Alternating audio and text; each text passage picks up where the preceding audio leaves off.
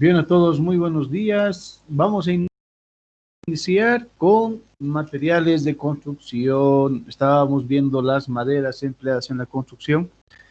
En esta parte 2, bueno, vamos a hablar de la clasificación y los usos. Habíamos contemplado algunas características de forma rápida en maderas, ¿no? Este es un tema ahí que a mí me agradaría que repasen, porque sobre esto es que se profundiza, ¿no? En construcciones 3 se habla de este tema, de los agentes bióticos y los agentes abióticos, elementos que atacan y degradan la madera. También hemos visto sobre algunas de las uniones, que son las uniones y fijaciones, que son las uniones encoladas, uniones de ensamble, completinas mecánicas con motores metálicos, ¿sí? Y hemos visto también algunas propiedades y características de la madera. Ahora vamos a hablar exclusivamente del uso y la clasificación de la madera. De inicio, como ya hemos comentado sobre los elementos que dañan la madera, ¿no? Los agentes bióticos y abióticos. En los bióticos tenemos los hongos, mohos, insectos, y los abióticos, que son los elementos que permiten que los agentes bióticos tengan mejores condiciones para atacar la madera, porque los agentes abióticos degradan la madera. Hablamos rápidamente de las formas de poder proteger la madera, ¿no? Y tenemos ahí dos grandes grupos, los tratamientos superficiales y profundos.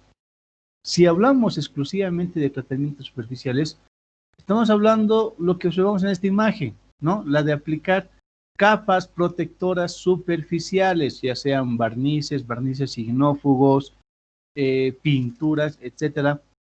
Cualquier tratamiento que permita proteger temporalmente la madera. Los tratamientos superficiales tienen esa característica. Son tratamientos temporales, muy temporales. Los tratamientos superficiales son tratamientos muy temporales. ¿Por qué temporales? Pues pasado un tiempo tengo que volver yo a hacer el tratamiento.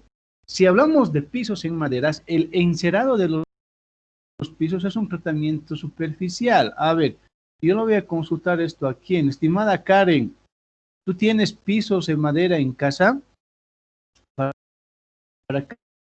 Aldo. No, no.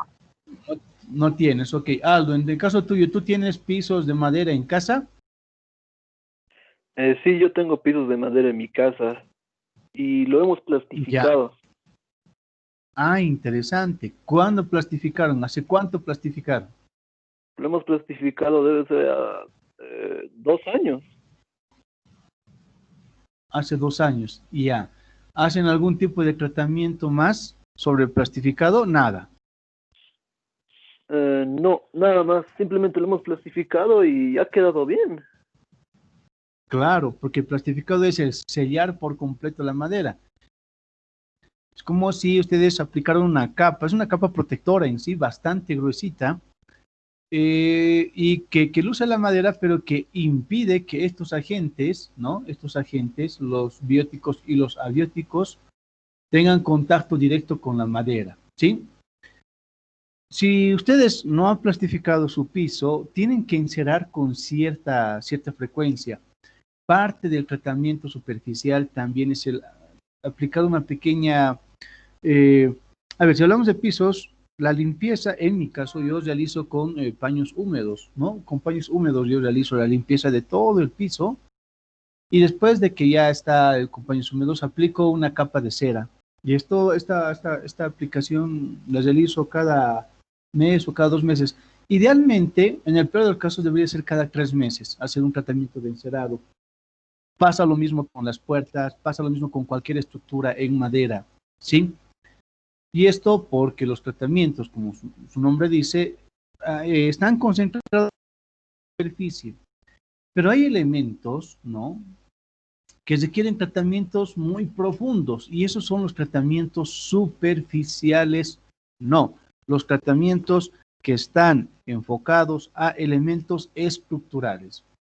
Los tratamientos superficiales, además de proteger, pueden embellecer, ¿no? Una pintura, pueden embellecer, pueden enlucir más la madera. En cambio, los tratamientos profundos son aquellos tratamientos que lo que buscan es que la madera tenga o la mejor resistencia mecánica o la mejor resistencia a este tipo de ataques. Entonces hablamos de maderas para construcción, sí, vamos a hacer mención de que este tipo de maderas, sobre todo las que se emplean directamente en la estructura, necesitan de tratamientos profundos, ¿no? Aquí vamos a pegar esta imagen. Este tipo de maderitas, ¿no? Las que se emplean directamente en la construcción, como parte de elementos de la construcción. Vamos a ver más adelante cómo se llaman este tipo de maderas, ¿no?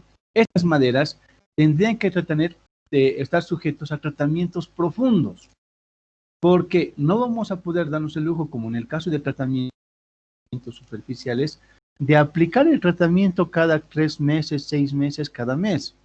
Es decir, la madera se emplea y no está a nuestro alcance para poder hacer un tratamiento. Por eso, los tratamientos profundos son necesarios en elementos estructurales. Para eso se necesita el uso de autoclaves para madera, ¿no? Y las autoclaves para madera, voy a mostrarles una pequeña imagen, ¿sí? Las autoclaves para madera, aquí está, compartimos. Son estos elementos y para que ustedes entiendan, vamos a asemejar una olla de presión.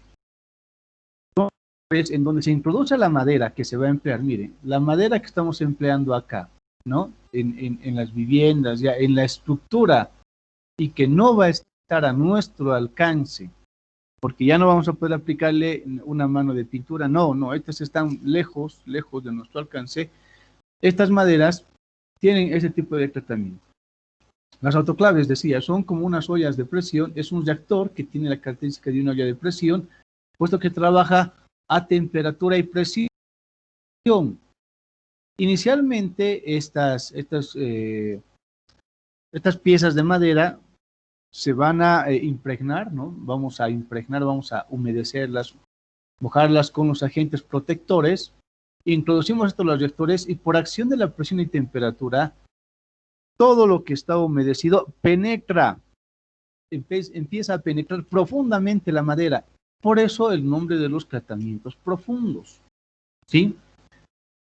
Una vez más, los tratamientos profundos se emplean exclusivamente en elementos estructurales, en las viviendas. También puede ser para puentes, etcétera, ¿no? Esto para que se tome muy en cuenta.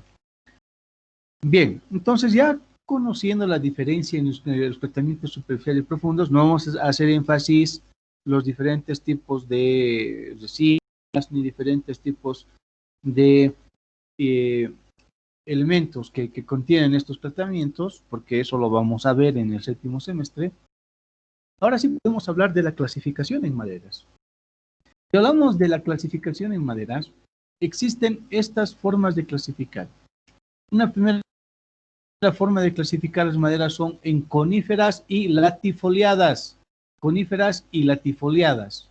Y otra forma de clasificar son en maderas duras y blandas. Las primeras, que son coníferas y latifoliadas, hacen énfasis única y exclusivamente en cómo es que se van formando las fibras al interior de la madera. Las coníferas, aquí vamos a ver, esta vamos a ampliar para que ustedes puedan usar mejor, con aquí la flechita. Las coníferas tienen fibras mucho más regulares. En cambio, las latíferas o latifoliadas tienen fibras mucho más diferentes. Estas son las coníferas. Miren, ustedes observan, casi todas tienen incluso las mismas dimensiones, ¿no? Estas tienen un nombre especial en las fibras, ya, una formación muy especial, y comparadas con estas otras, aquí vemos uniforme incluso en las secciones de las fibras. En cambio acá no, observamos fibras que están en una posición existen fibras muy grandes, y esto también repercute en que las fibras cumplen acción no solamente de transmitir nutrientes, sino también acciones soportantes, es decir, que pueden soportar las cargas.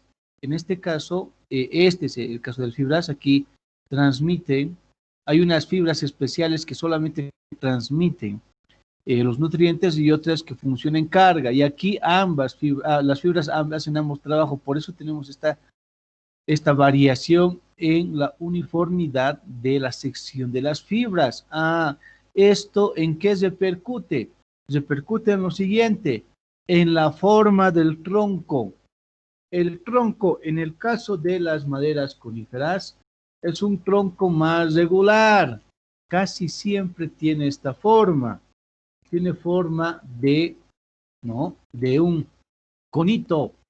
Es mucho más regular.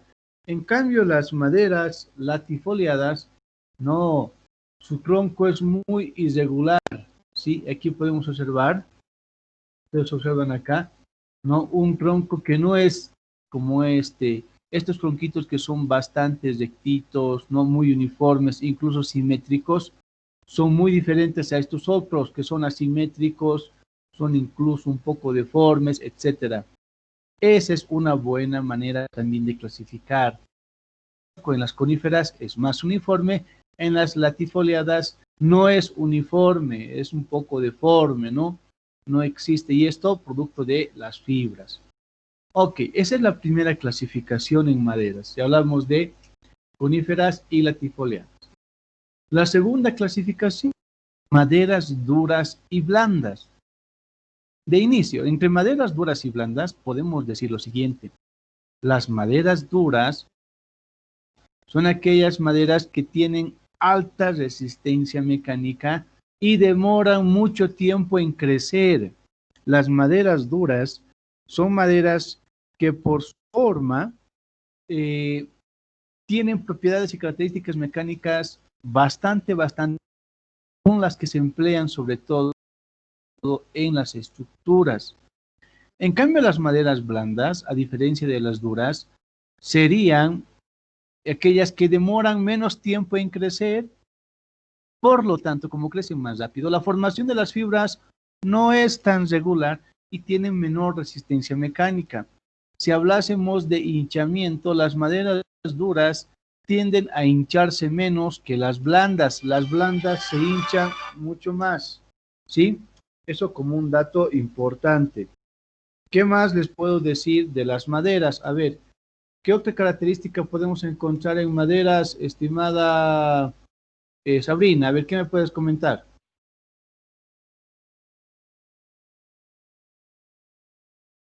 Inge,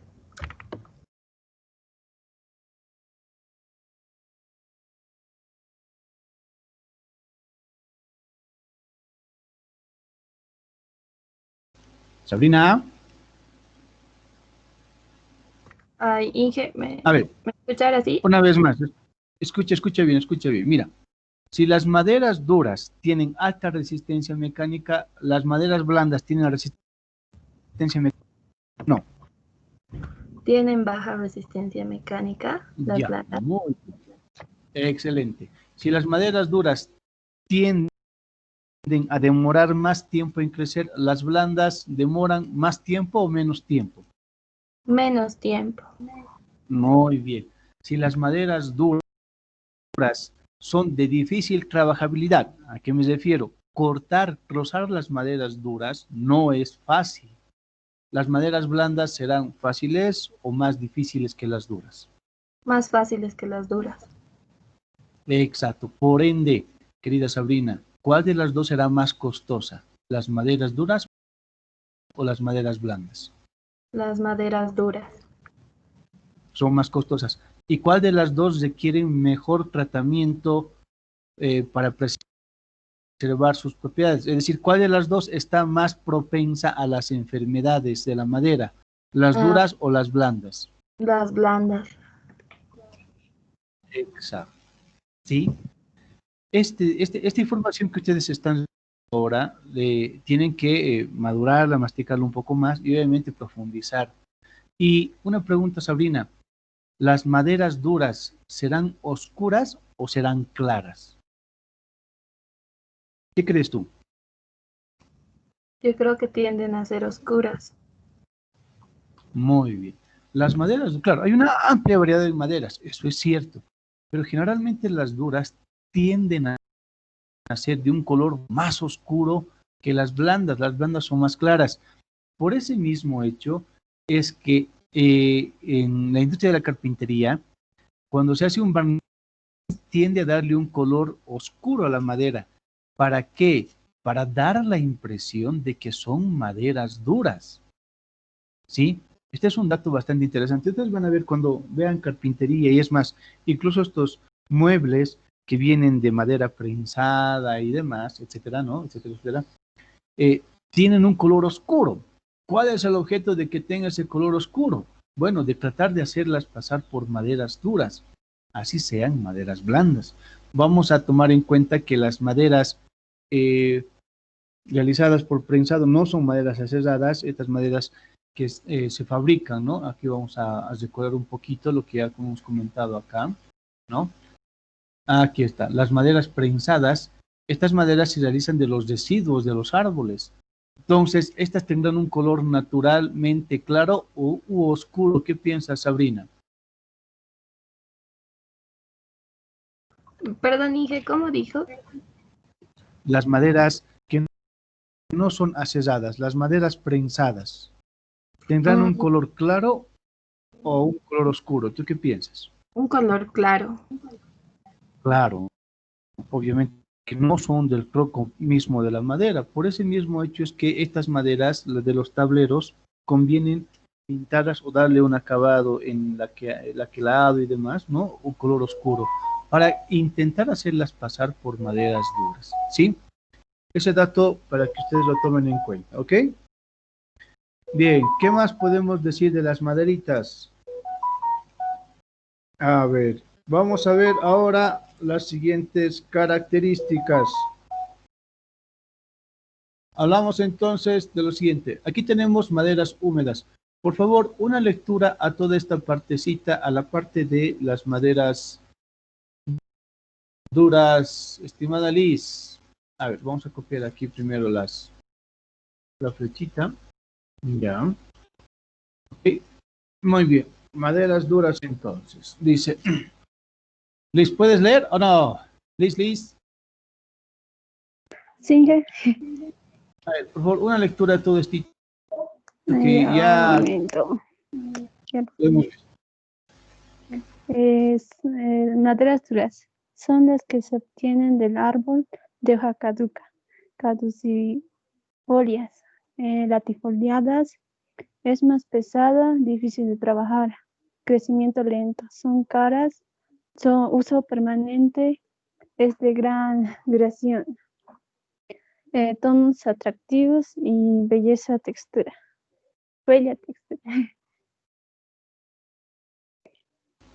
Ok, ya, muy bien.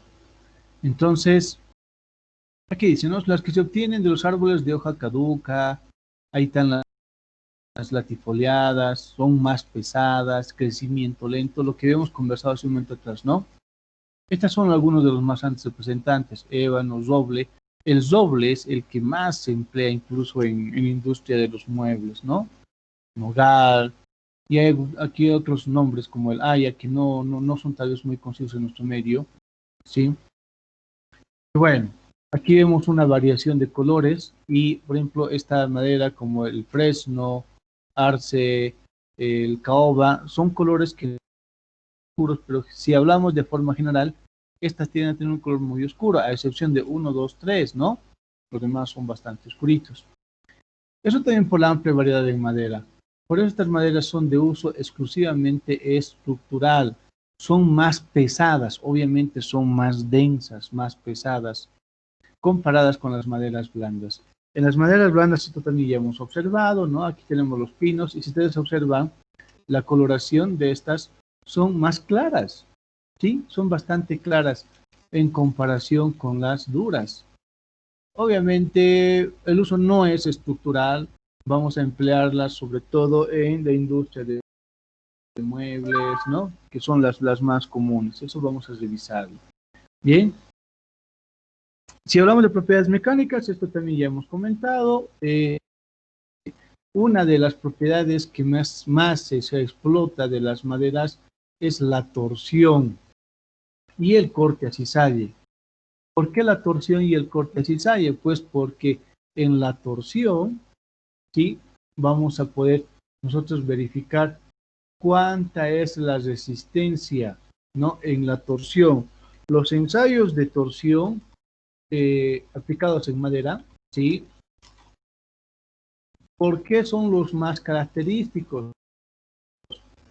Pues como tienen fibra, como la madera tiene fibra, permite de una u otra forma la fibra darle una resistencia muy particular a este tipo de esfuerzos. Por eso para vigas la madera es uno de los elementos que más se emplean, ¿no? De los más estables. Pero eso no quita de que a la madera no se le realicen los otros ensayos, ¿no? Aquí tenemos el de torsión, pero efectivamente se pueden aplicar ensayos como el de flexión, pandeo, tenacidad. Este es el que más se emplea, ¿no? El de corte a cizalle, que es cuando una madera o dos piezas de madera son expuestas a esfuerzos contrarios a fin de debilitar la fibra, ¿no? A aplicar un esfuerzo cortante en la misma fibra. Y un dato importante, si hablamos de madera, la madera no tiene la misma resistencia ni el mismo comportamiento en los ejes X, Y y Z, eso hemos comentado, ¿no? Son anisotrópicas.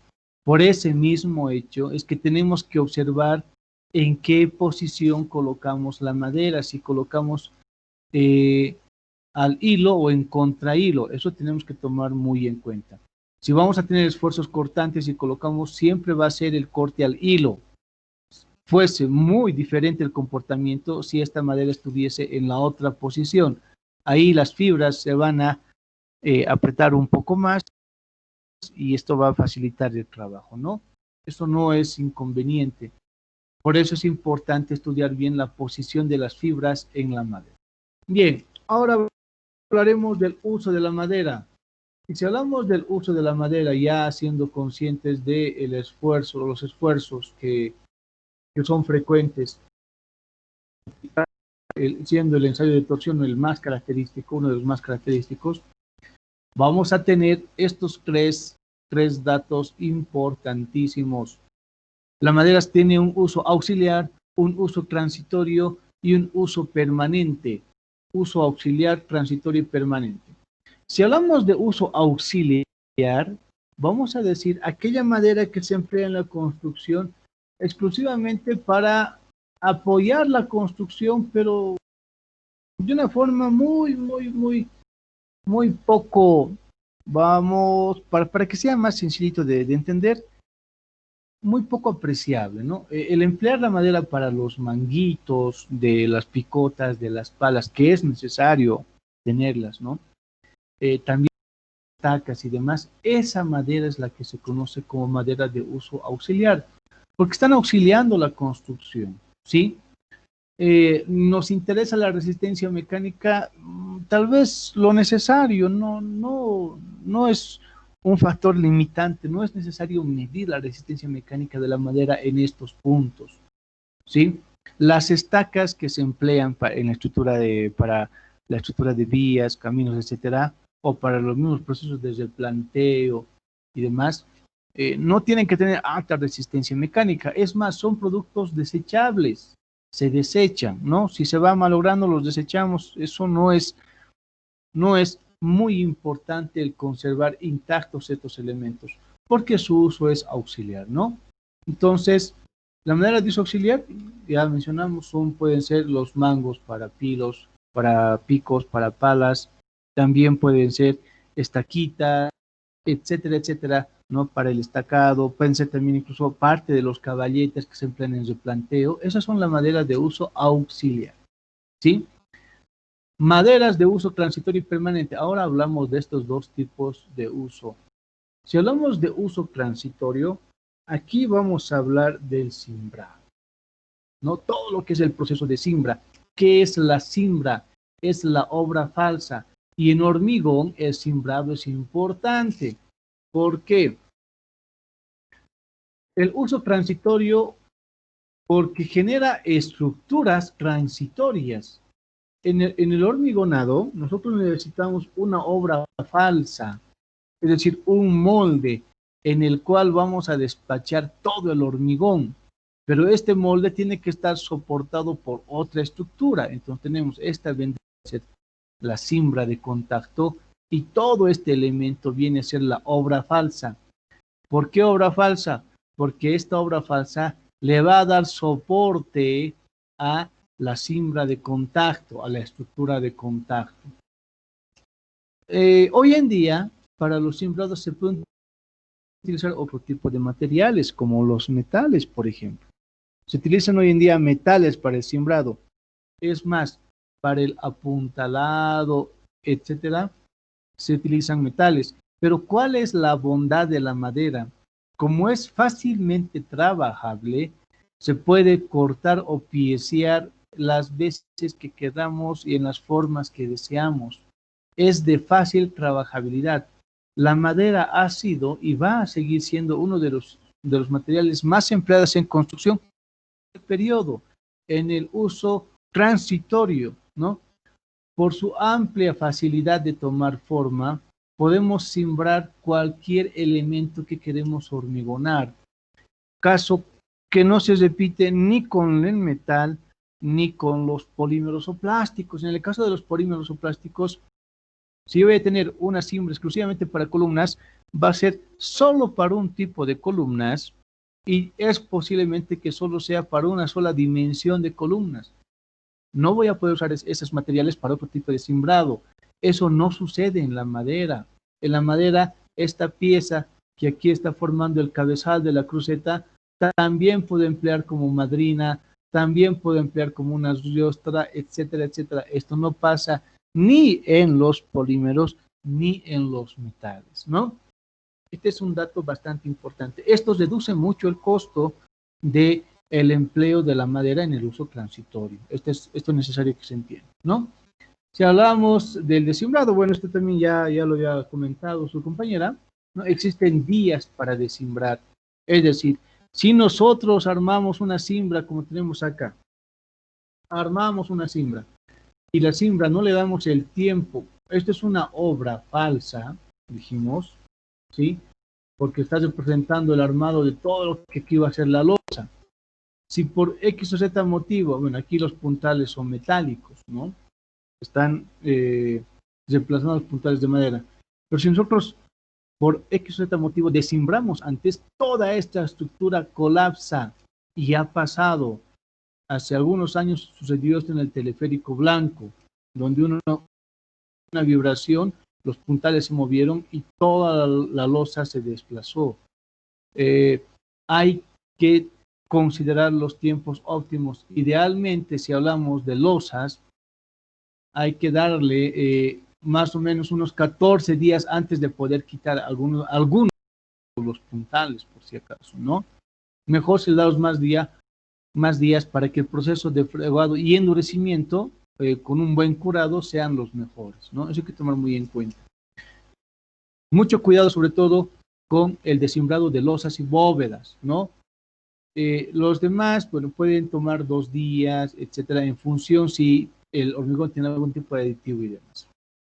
Ahora hablaremos de las maderas de uso permanente y con esto vamos a ir finalizando ya para dar paso a la siguiente exposición, ¿no?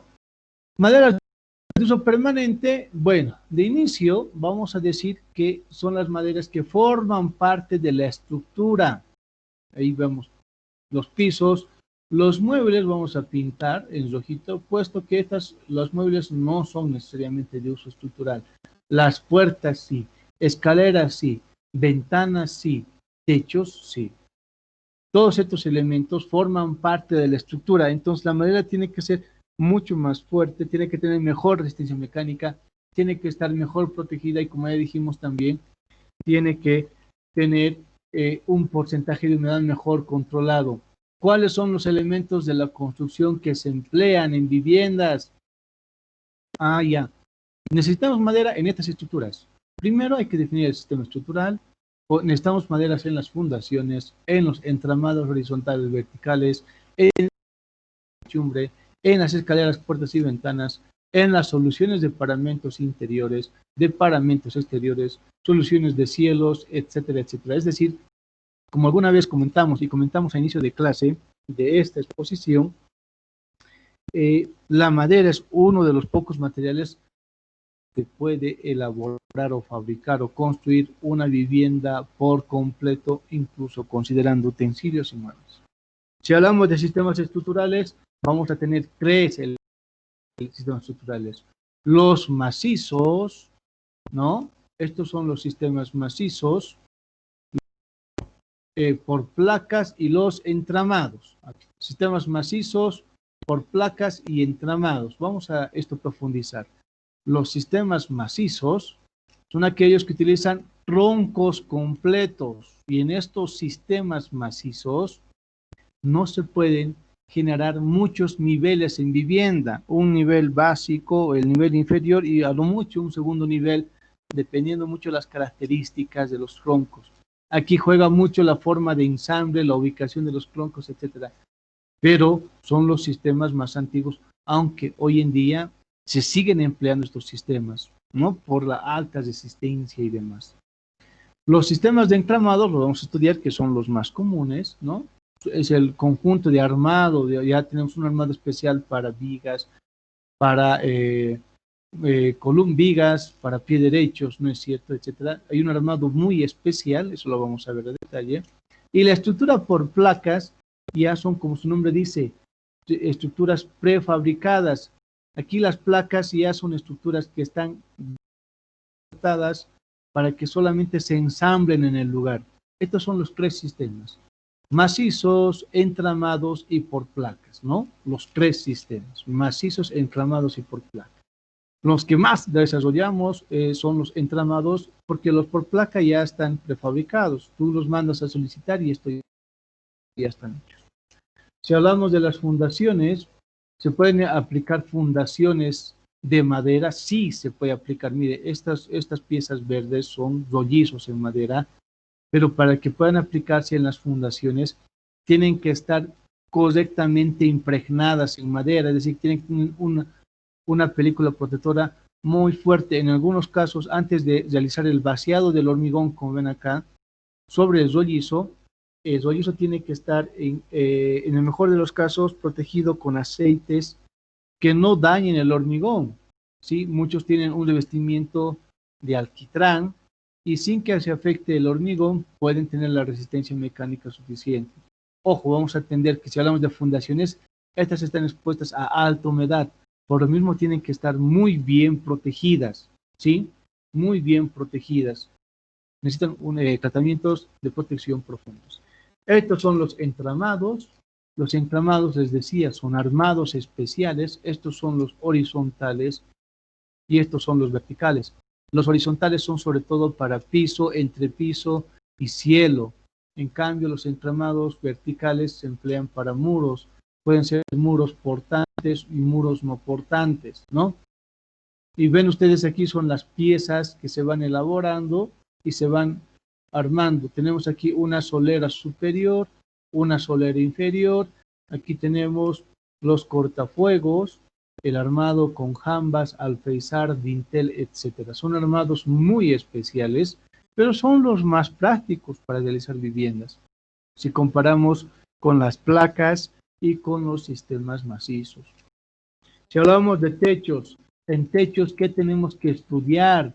¿Qué son las cerchas? Bueno, aquí tenemos una clara diferencia.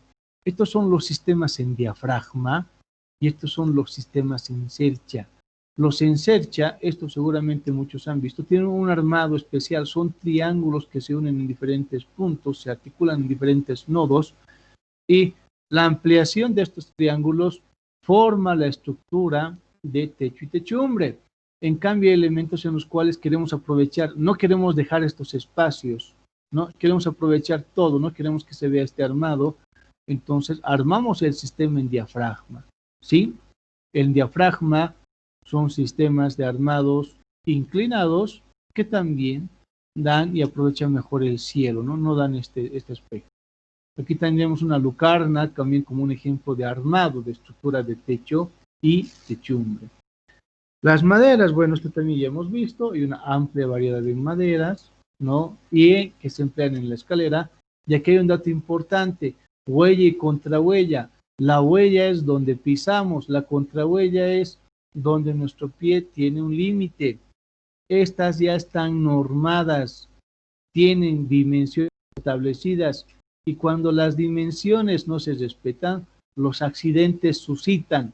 Ojo, necesario que cuando hablemos de escaleras en madera, conviene que no tenga una superficie demasiado deslizante ni muy lisa. Escaleras también tiene toda una normativa para poder ser desarrollada correctamente. Si hablamos de soluciones en paramentos, ¿qué son los paramentos? Son las caras. Ah, ya, entonces hay soluciones. Al decir solución, estamos nosotros entendiendo cómo vamos a aplicar la madera para que se vean de forma clara en las caras exteriores, si hablamos de paramentos exteriores, o en las caras interiores, si hablamos de paramentos interiores. En paramentos exteriores existe una amplia variedad de armados, machimbreados, aquí vemos también, existen también procesos de tinglados, etcétera. Tinglado también se llama al armado de maderas, existe una amplia variación.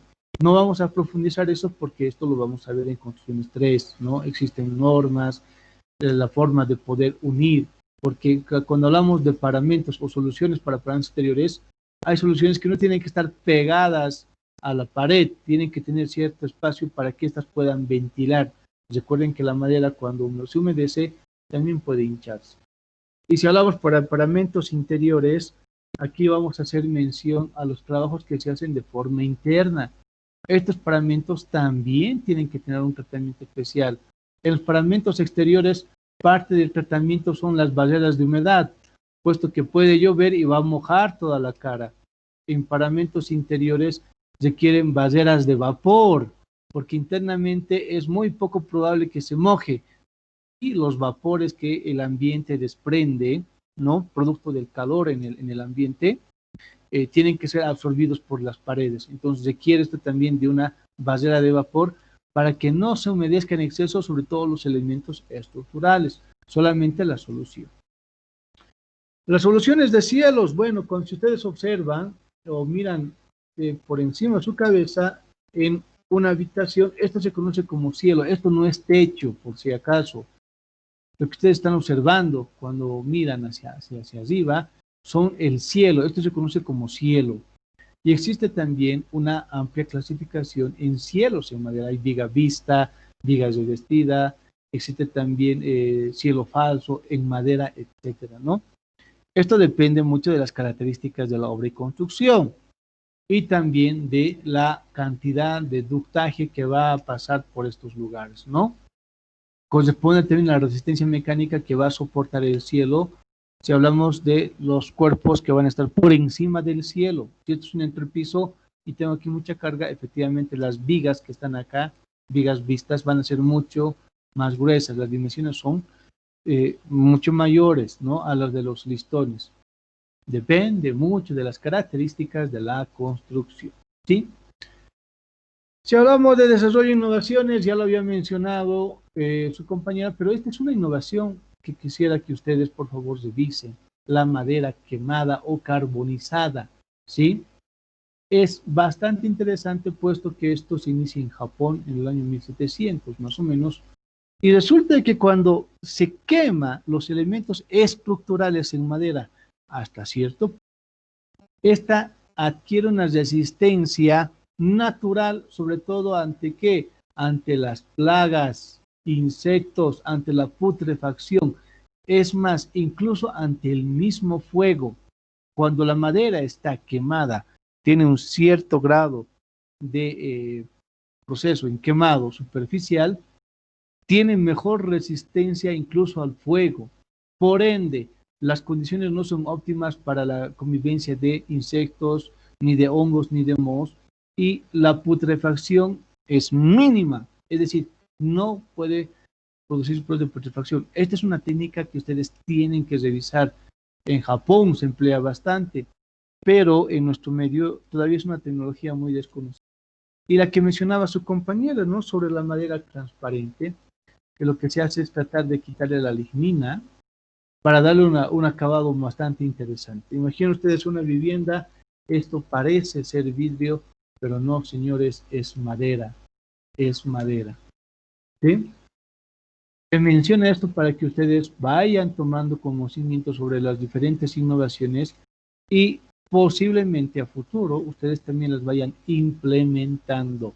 En nuestro medio, hasta donde yo tengo entendido, el uso de este tipo de elementos no se está empleando y mucho menos estos otros. Aún todavía falta mucho por hacer en ingeniería en este campo en nuestro medio. Ok, muy bien.